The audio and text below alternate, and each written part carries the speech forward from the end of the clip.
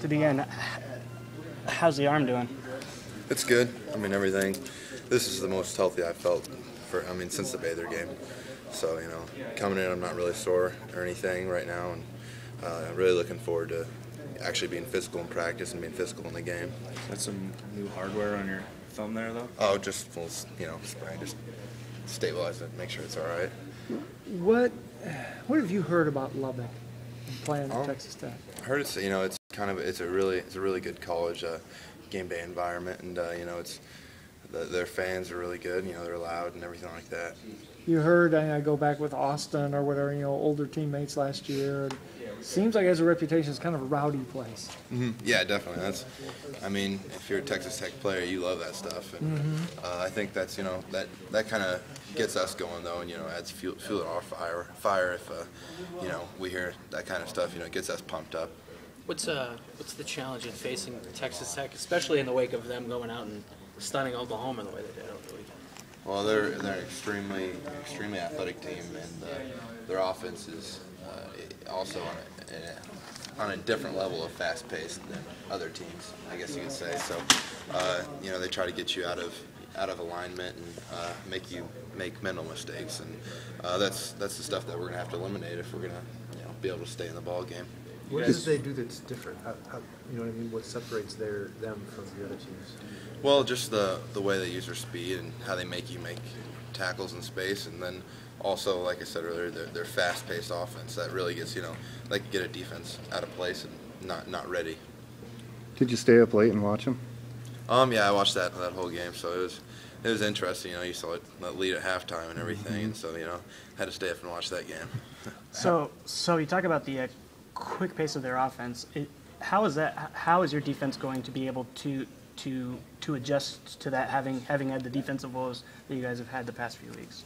Well, we've got to adjust our calls, and we get our calls in quicker from the defense. We use wristbands usually for this, so they can just signal out one thing, and we don't have to go through a long guy decoying signals and all that stuff, and we can just get the signal right away, and that helps, and we get lined up faster. Not that you overlook anybody in the conference, you know how good everybody is, but when you see somebody play like that against, any team of Oklahoma, is that kind of, your eyebrows kind of raise and go, wow, they really do have this? Well, the Big 12 is just absolutely crazy and loaded with talent this year, and that's one of the things. It's anybody can beat anybody in this conference. You guys have had a couple of big wins the last few years. What's the challenge the week after? Do you have to do anything different, or how do you keep your mental edge? Well, I think when you win games like that, you put a lot into that game, and I think they're not going to have any problem though, and getting the team ready to go and focused again, and they're going to have a lot of momentum coming into this game. Can you compare their quarterback to some of the bigger names that you guys have seen so far? That not a lot of people know about him, but his stats are right up there with everybody else. Yeah, definitely. He's right up there with all the top quarterbacks in the league. And there's so many great quarterbacks in this league that I think he might have been overshadowed at first. But just watching him play and watching him throw and run and do all those things, he's one of the best quarterbacks in the conference. Did any specifics pop out at you when you were watching him on Saturday night?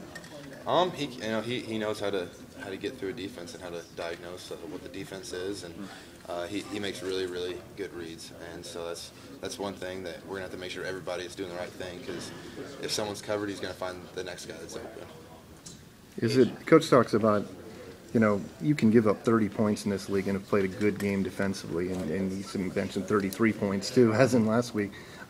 Is it hard to absorb that though when you see teams in other leagues like Auburn has 3 points, pretty good Auburn team, 3.5 quarters against LSU. Is it hard to absorb that when you see in other leagues teams are limited to 10 points on occasion? Well, yeah. This type of league is just so much focused on offense, and that's what it's all about. And the defense, really, you just got to try to slow down the offenses because they're so powerful and they're so explosive. And that's that teams are going to probably put up points, and so you just got to limit it to field goals and try to get turnovers, and try to get 3 and outs as much as possible. AJ's had a couple of big games in a row. How much has he elevated his game?